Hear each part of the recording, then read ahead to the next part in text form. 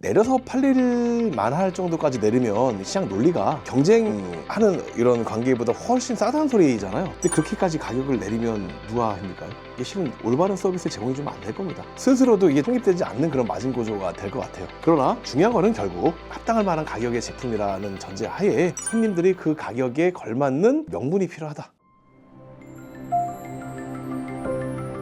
손님한테 금액을 제시를 했더니 비싸요. 다음에 좀 더 생각해 볼게요.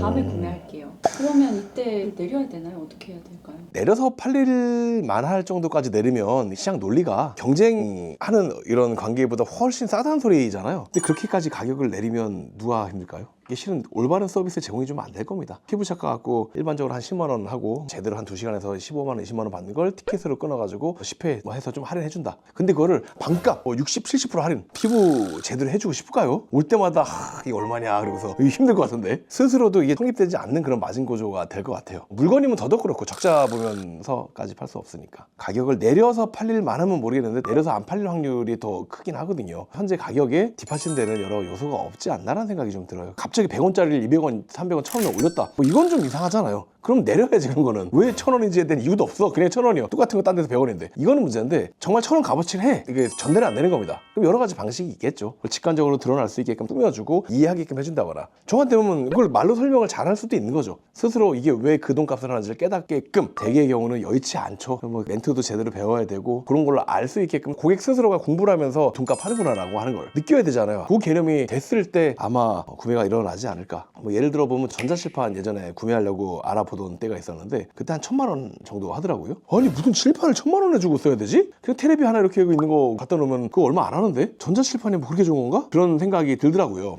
가격 듣자마자 이거는 비싸다. 인터넷 강의를 주로 이렇게 찍는 사람도 아닌데 인터넷 강의를 찍는다 해도 그게 필요할까? 근데 인터넷 강의를 찍으면서 전자칠판을 몇 번 써보다 보니까 괜찮더라고요. 강의를 찍는데 준비하기도 쉽고 세계적으로 보이고 동기부여가 돼. 화면에 보이는 모습이 되게 있어 보이더라고요. 그걸 보면서 제 마음이 변하더라고요. 1000만 원을 들여서 샀다 쳐도 이걸 가지고 내가 영상을 더 이렇게 많이 찍고 이렇게 신나서 더 찍고 뒤에 이제 화면에 있는 거잖아요. 그걸 보면서 딱 하면서 강의 진행되는 거나 여러 가지 면에서 좋은 점들이 있겠다? 라고 생각을 하면서 자꾸 생각해 보다 보니까 뭐 36개월 할부해준다고? 그러면 이거 한 달에 30? 하루 10,000원인데? 하루 10,000원 값어치 하지 않을까? 스스로 막 납득이 되는 거예요, 이거를. 자, 여기 포인트가 있죠. 가격이 높은 이런 상품들, 고가의 상품이라고 하잖아요. 자꾸 생각해봐야 되는 상품들. 이런 것들은 생각할 계기가 자꾸 주어져야죠. 아니면 뭐 만나서라도 생각하게 만들어야 되잖아요. 자꾸 설명만 하지 말고 이 전자칠판으로 말씀드릴 것 같으면 몇 센치 들어오지도 않아. 이거 가지고 내가 얼마나 없으면 진짜 이거 피곤하겠는데? 있으면 진짜 대박이겠는데? 이거 대충 이 정도 내가 돈을 더 벌 것 같은데? 없으면 이만큼 손해볼 것 같은데? 이게 스스로 느껴져야 되잖아요. 그래야 이 가격에 대해서 비싸지만 살만하다 이렇게 느껴지겠죠.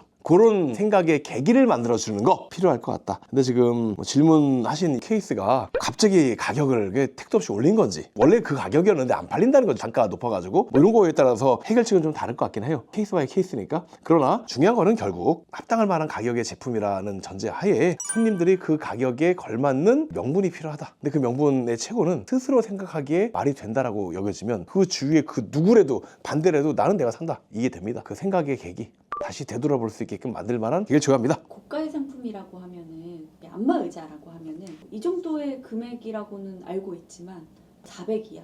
딱 들었을 때 살려고 왔지만 좀 생각해볼게요. 이렇게 되는 것 같아요. 이럴 때는 어떤 것을 더 스스로 생각해보게끔 하면은 도움이 될까요? 안마의자라고 하시니까 다른 부분으로 접근해서 말씀드려 볼게요. 정수기 혹시 얼마인지 아세요? 월에 얼마? 아니 월에 얼마 말고 진짜 가격 그거 수백씩 해요. 월 얼마씩 받아가지고 지금 60개월인가 할부 그렇게 하잖아요. 월 5만 원이면 300이에요. 근데 300만 원 주고 사라는 거 쉽게 살까요 지금처럼? 월 얼마로 바꿨잖아요. 금융이 붙어있는 거죠 이건. 그래서 렌탈이라고 하는 개념. 리스, 렌탈, 할부 뭐 다 똑같은 건데 리스나 이런 것들은 그 한도에 영향을 미치는 대출이잖아요 이게. 렌탈 그런 게 아니죠. 나눠 받겠다는 거잖아요. 중요한 건 어쨌든 간에 정수기 대개의 경우 우리가 전체 가격을 몰라요. 그런 개념처럼 고액이 들어갔었을 때 결제 유연성을 만들어줄 수 있는 거. 무이자 할부를 카드사와 특약을 맺어가지고 하는 그런 것도 하나의 방법이기도 하고요. 안마의자 같은 경우는 그렇게 렌탈 하잖아요. 고가의 제품들을 유도리 있게 살 수 있게끔 해주는 거. 그런 거는 고려해 볼 수 있을 것 같다. 방금 그렇게 질문하시니까. 그리고 안마의자가 비싸서 살라 그랬다가 못 팔았다? 그 세일즈맨 누구야? 이거 보기 멘트 붙인 것 같은데 살려고 거기까지 갔다며요. 400인 거 뭐 알고 있었는데 굳이 왜 400이라 그래? 한 달에 얼마입니다 그러면 되는 거지. 그 어차피 한 달에 마사지 받으시죠? 그럼 얼마 받아요? 한 달에 한 번만 안 가도 이거 2달치입니다. 이러면 이게 깔끔하게 되는 거지. 왜 그거를 굳이 400이라고 안 해도 될 얘기를 그렇잖아요. 그건 이제 나중에 계약서 쓰면서 쓰다 보니까 아, 대충 곱해보니까 이 정도 되는구나 하면 알면 되고 그때 설명해 주면 되는 거지. 오늘 소개팅 하는 날 처음 가가지고 실은 제가 빚이 얼마입니다. 뭐 이 얘기는 굳이 소개팅 첫 만나면 할 필요 없잖아요. 결혼하기 전에 자기가 내 이실 짓고 할게. 이때 필요한 거지. 가격 오픈 타이밍이 좀 이상했다라고 보여지는데요. 멘트를 잘해야 세일즈가 원활하게 흘러가는가. 뭐 이것도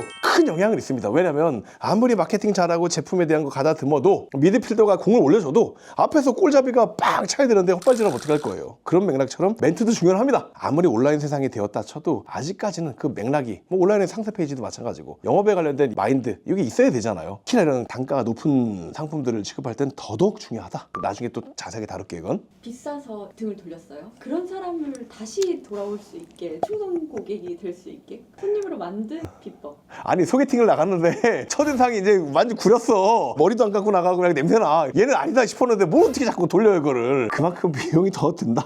그렇게 할 거면 갔는데 할 거면 오신 분의 연락처는 따놔야 될 거 아니에요. 그래야 뭘 푸석 조치를 하겠죠. 상은 행사를 할 수도 있는 거고 그래도 살려고 마음 먹었으니까 안마 의자를 구매하게 되셨을 때 갖게 되는 추가적인 특전을 이번 달에 이런 거 만들었다. 마사지 샵들과 제휴해가지고 풀어주지 못하는 부분들을 또 손이 해주면 좋잖아요. 이런 데를 할인하에서 받을 수 있게끔 30% 쿠폰을 뭐 10장을 껴드리겠다랄지 다양한 서비스를 조금 더 만들어서 조금 바꿔서 왜 사람이 소개팅을 다시 어렵게 또 잡아줬는데 또 똑같이 머리 안 감고 하면 안 되잖아요. 이건 머리 감아야지. 냄새 났으면 향수 좀 뿌리고 이런 것처럼 조금 새롭게 패키지를 가다듬은 다음에 어필할 수도 있고 혹은 제품의 어필은 조금 뒤로 미룬 후 우리 고객님 제품은 좀 나중에 구매하시는 걸로 하고 되게 허리 아프셔서 이렇게 쓰신다면서요. 허리가 좀 더 안 아프고 편안해지기 위해서 해야 될 홈 트레이닝이랄지 이런 챌린지를 샵에서 운영을 하고 있습니다. 허리 아프신 분들만 이번 10명 모여서 저희가 교육도 해드리고 좀 만져도 드리고 집에서 홈 케어 할 수 있게끔 이런 키트도 좀 빌려드리고 뭐 먹는 것도 드리고 한다. 이런 거 한번 참여하셔라 라고 하면서 나와의 관계를 더 숙성시킬 수 있겠죠. 이런 걸 하면서 그 다음에 새로운 모습으로 바뀐 옛날에 이 안마의자가 아닙니다. 지금 안마의자는 쿠폰도 드립니다. 이렇게 이제 바뀌어져야 말이 맞겠죠. 처음에 그냥 거절하는 건 자연스러운 반응으로 여겨도 좋을 것 같아요. 고가의 상품이라면서요. 이렇게 볼게요. 거절한다는 건 거절이라기보다는 실제 자연스러운 반응이라고 보면 좋을 것 같습니다. 길거리에서 1, 2천원짜리 사는 저가의 상품이면 모르겠는데 가격대가 지금 있다라고 하는 이런 상황을 얘기해 주시는 거잖아요. 일단 내가 부담을 좀 느낀단 말이에요. 사고 싶었지만 한 번 더 생각해 볼 것 같고 이렇게 되잖아요. 지극히 자연스럽다. 이건 섣불리 카드를 꺼내기에 조금 애매해지는 이런 느낌이 되다 보니까 거절로 표현된 것 뿐이죠. 이거를 거절했으니까 끝났어 이제 딴 사람한테 가야 되나? 라고 생각하지 마시고 그분이 거절한 이유들이 분명히 있어요. 신뢰의 문제도 있고 결정권이 없다는 이유도 있고 당장 필요성을 긴급하게 못 느껴서일 수도 있고 그렇지만 사고 싶은 건 맞거든요. 나를 만나게 된 이유는 구매 가능성이 없는 게 아닙니다. 단지 해결되지 않은 뭔가가 있다 이겁니다. 대개의 경우 돈 얘기를 들으니까 조금 쉽게 되죠. 니즈를 뜨겁게 끌어올리려면 결국 필요한 것은 나와의 소통이 계속 이루어져야 되는 거지 않습니까? 그래서 한 번 왔었던 분들을 그냥 그대로 빠이빠이 하지 말고 주기적으로 뭐 얘를 챌린지로 들었긴 했지만 챌린지가 됐든 뭐가 됐든 조금 더 새로운 모습으로 자꾸 우리들의 패키지들을 구성해 나가면서 제안도 하고 뭐 나와의 거리감을 좀 더 좁혀질 수 있을 만한 학습, 뭐 챌린지, 모임 이런 것들을 통해 나를 좀 더 새롭게 보게 하고 친숙해지잖아요. 그러면서 이제 사야지 살려고 했잖아. 그 사람이 신뢰를 갖고 구매 욕구가 올라가는 것은 제품에 대한 스펙 뭐 그 이외에도 최신, 빈도, 영향, 추천 이 4가지를 고려해 보시면 좋을 것 같아요. 최근에 나에게 어플이 들어왔느냐에 따라 까먹다가도 이게 또 생각날 거 아니에요. 근데 내가 가만히 있으면 딴 데서 갑자기 누가 사라 그러면 맞아 저거 볼까 이러고 사면 어떡해. 그죠? 최신성이 구매에 영향을 미친다. 두 번째, 빈도. 자꾸 봐야 돼요. 안 그러면은 잊어버리거든요. 그리고 다른 거랑 기억이 해석돼 버리고. 그래서 아까 챌린지를 얘기했던 겁니다. 영향. 이왕이면 내가 해줄 수 있는 게 단순한 이 안마의자 파는 사람으로 끝나는 게 아니고 안마의자를 팔지만 안마의자로 해결되지 않은 부분의 통증과 몸의 틀어짐도 해결해 줄 수 있게끔 지식을 갖고 있고 도움을 줄 수 있는 사람으로 점점 나에게 그런 코칭도 하고 교육도 하고 인터넷 강의도 있고 제휴처도 공급해주고 다양한 걸 한단 말이에요. 확실히 나. 그럼 됐죠. 그리고 마지막 추천. 직접적 추천으로 인해서 또 나를 찾아오게 하는 것도 좋고 이걸 구매했었던 많은 사람들이 추천해주면서 이게 좋은 거다라고 하는 업증된 후기들이 있으면 좀 더 안심이 되겠죠. 내가 취급하고 있는 이 제품 외에도 내 전문성에 대한 이야기 했잖아요. 이런 것들에 대한 토탈 추천되는 후기들 이런 것들이 함께 뭉쳐있을 때 이런 것들을 주입받다 보면은 그래 어차피 내가 사야 될 건데 사려고 마음먹었던 거 딴 데보단 이게 훨씬 나은 점은 이거구나 라고 연결이 되겠죠. 거절이 나왔다라고 하는 것은 안 산다라고 하는 표현이라기보단 내가 좀 더 갈고 닦을 게 많구나 남들에 비해서 보충할 게 많구나 라고 하는 신호로 받아들이시면 좋을 것 같고요. 그리고 원래 그때부터 시작하는 겁니다. 관계 관리가 안 되잖아요. 우리 가게에 왔던 손님은 그냥 톡 온 건데 근데 그게 아니라 그때부터 이 손님에게 줄 수 있는 것들이 뭐가 있는지에 대한, 아마 이 영상 보시는 시청자 여러분들 생각해 보시면은 그 간판 보고 들어왔다가 거기서 가격 듣고 놀라서 그냥 나갔어요. 그리고 다시는 안 와요. 누군지도 몰라 서로. 이렇게 가버리는 분들 중에 10%만 다시 와서 샀다라고 생각해보면 매출 지금보다 나아졌을걸요? 그거를 좀 고려해보자. 우린 알게 모르게 팔 기회들이 많았음에도 불구하고 놓치고 있었던 게 많을지도 모른다. 당장 내가 와서 그때 파는 것만 주력하는, 이게 판매 사업이라고 생각했기 때문에.